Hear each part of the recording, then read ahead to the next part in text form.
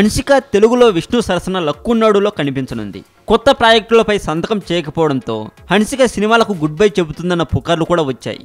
అయితే కావాలనే కాస్త గ్యాప్ ఇచ్చినట్లు హన్సిక చెబుతుందట. భోగం రిలీజ్ సందర్భంగా ఇస్తున్న ఇంటర్వ్యూలో హన్సిక చాలా విషయాలు చెప్పుకొచ్చింది.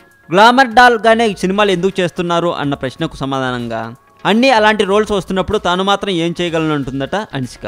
అయితే భవిష్యత్తులో ఎట్టి పరిస్థితుల్లోనూ రేప్ సీన్లలో నటించే ప్రసక్తే లేదని చెప్పిందని సమాచారం. అందుకు కారణం ఇంతకు ముందు జరిగిన ఓ ఎక్స్పీరియన్స్ అయి ఉండొచ్చేమో. హన్సిక నటించిన ఉయిరే ఉయిరే ఇస్కు రీమేక్ లో ఓ రేప్ సీన్ లో హన్సిక కనిపించింది. ఆ సీన్ చాలా వల్గర్ గా ఉందంటూ చాలా విమర్శలు వచ్చాయి. సినిమా కూడా అనుకున్నంత బాగా ఆడలేకపోయింది. దీంతో ఇంకెప్పుడు రేప్ సీన్లలో నటించబోనని హన్సిక తేల్చి చెప్పేసిందని సమాచారం.